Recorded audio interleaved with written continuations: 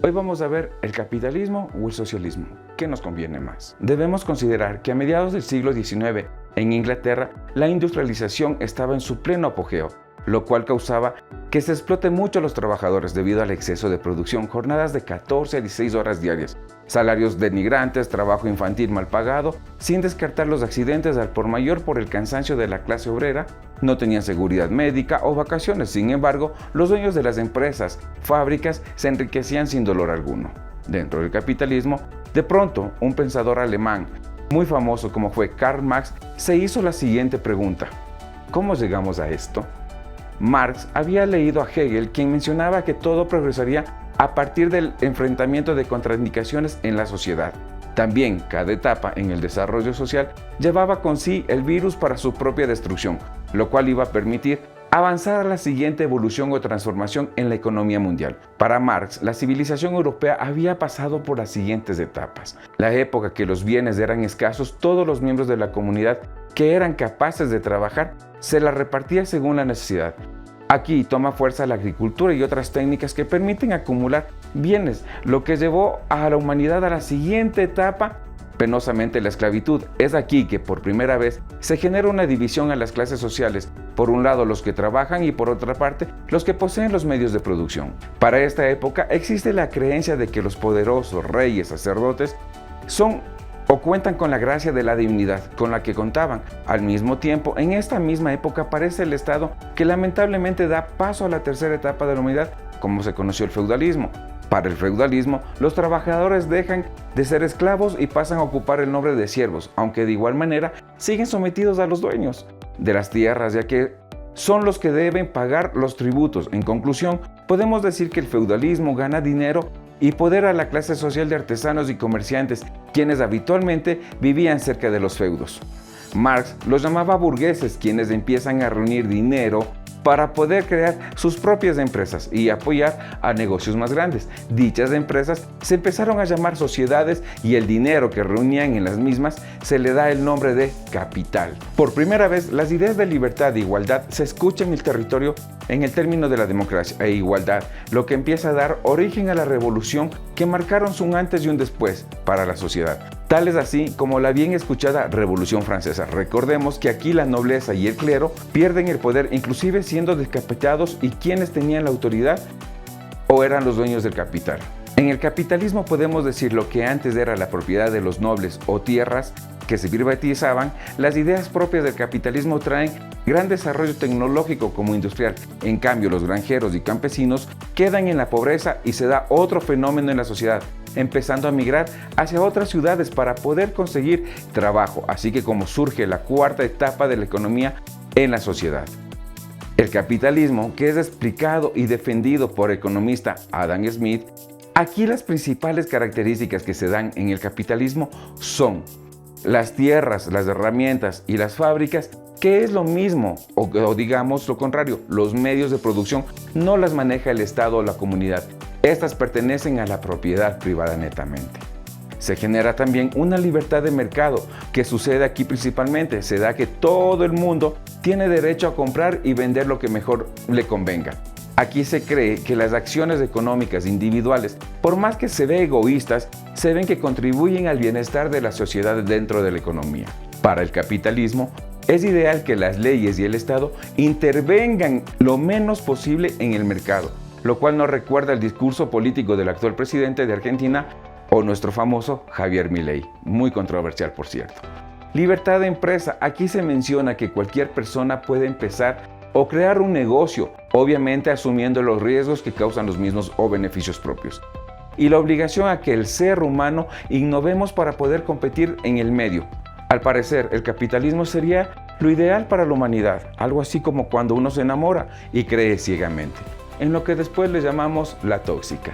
Para entender mejor, explicaremos cuál era uno de los principales problemas en el sistema capitalista. Es el de la plusvalía. Esto entendemos a que la ganancia que el capitalista espera obtener por cada inversión que realizaba. Imaginemos que tú eres socialista, te invito a colaborar en la producción de un producto. Obviamente, por una parte tú, socialista, pondrás tu trabajo, tu mano de obra, y por otra parte yo, el capitalismo, pondré el capital para producirlo. En herramientas y salarios, digamos que yo Pongo $10 y el producto le podemos vender en $20. Esos $10 de ganancia es la plusvalía, mis amigos.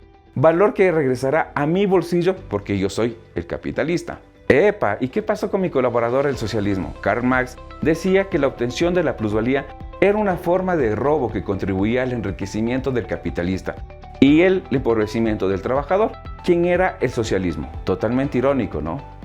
Esto creaba la acumulación del capital, lo que formaba o creaba los famosos monopolios y oligarquías. ¿Qué creen que Adam Smith hubiese opinado sobre el tema? Seguramente Smith hubiese dicho, si el socialismo o lo que sería el trabajador se siente que no gana lo suficiente, él mismo es libre de buscar un mejor trabajo, en donde le paguen más y listo. Cero complicaciones, así pensaba nuestro creador del capitalismo, lo cual nos indica que si hay más oferta de puestos de trabajo, se producirá un alza de los salarios, pero no olvidemos que si existe mucha gente sin empleo, la demanda de puestos aumentará y los salarios bajarán. Parece que al capitalismo le conviene el desempleo. ¿Ustedes creen eso? ¿Será esto verdad? Aquí podemos preguntarnos algo muy importante y que es de contradicción dentro del capitalismo. El que existe una población pobre quien no puede comprar nada ni producir o adquirir, entonces ¿quién comprará las cosas? Y tampoco crecería la economía. En el capitalismo se dice que el crecimiento de las corporaciones es limitado, pero debemos considerar que los recursos del planeta en cambio son limitados, por lo tanto no pueden promover la materia prima y ni procesar la contaminación de manera infinita. Y no conforme con esto, debemos hacernos una gran pregunta: ¿de dónde obtuvo el capitalismo el capital inicial? Hemos visto a lo largo de la historia que la mayoría no trabajó para conseguirlo, simplemente lo heredaron, así tal cual, como nuestro actual presidente, Danielito. No olvidemos una cosa fundamental: para Karl Marx y Friedrich Engels, el capitalismo les parecía algo injusto, ya que unos empezaban siempre con más recursos que otros. Al igual que los sistemas anteriores, le parecía que el capitalismo debería cambiar. Obviamente, esto no se iba a dar solamente a causa o por culpa de las luchas sociales, luchas que ya se habían dado antes. Recordemos que un manifiesto comunista invitaba a los trabajadores a unirse y luchar contra la finalidad de buscar quitarles el poder a los capitalistas, siendo la sociedad ideal comunista en donde no existían ni clases sociales ni propiedad privada, algo así como la antigua China. Hola, soy el socialismo. En el socialismo debemos considerar ciertas características como las más importantes, tales como los medios de producción. En teoría, la sociedad en su totalidad posee las herramientas, los terrenos y las fábricas, y se asume que esta simboliza por el Estado. Hay una organización de la producción, se evita el derroche, el exceso y la contaminación, según la teoría. Eso es lo que somos del socialismo. En el socialismo, la regulación a cargo del Estado, las actividades económicas, incluidos los precios, están regulados por el gobierno para evitar la explotación y el abuso de los costos de productos, sobre todo en los de primer orden. Después de interesantes experiencias como la Comuna de París en 1871, 40 años después de la muerte de Marx, el socialismo tiene la oportunidad de ponerse a prueba. Con la Revolución Rusa se crea la Unión de Repúblicas Socialistas Soviéticas y otros países le siguieron. El socialismo tuvo problemas muy graves. Al inicio se dio una enorme concentración de poder político, a pesar de que los líderes se llamaban camaradas, convirtiéndose en regímenes autoritarios y con el pretexto de proteger el bien común, empezaron a quedarse por largo tiempo en sus puestos de mando. También debemos nombrar que se perdió la libertad y a quienes no estaban de acuerdo con los regímenes los reprimían, encarcelaban o eran asesinados. Pero al existir pocos incentivos, obviamente la innovación tecnológica era bastante limitada, pero refiriéndose a los intereses del Estado. Lamentablemente, esto aún vemos en países como Cuba. Si bien es cierto que todos tienen salud y educación gratuita, no debemos olvidar que en los alimentos hay escasez, vivienda y una nula libertad política. Podríamos decir que tanto el socialismo como el capitalismo no es bueno para la sociedad. ¿Es acaso que nos hemos quedado sin opciones? Imposible que tengamos más libertades que el capitalismo nos ofrece, sin dejar de lado la supuesta igualdad que el socialismo ofrece. Si no, preguntemos a nuestro querido Masi, que está por allá en Bélgica. Basándonos en las varias luchas por parte de los trabajadores por hacer respetar nuestros derechos, la mayoría de países hoy en día mezclan ambos sistemas económicos, en donde mezclan valores del capitalismo con aspectos del socialismo.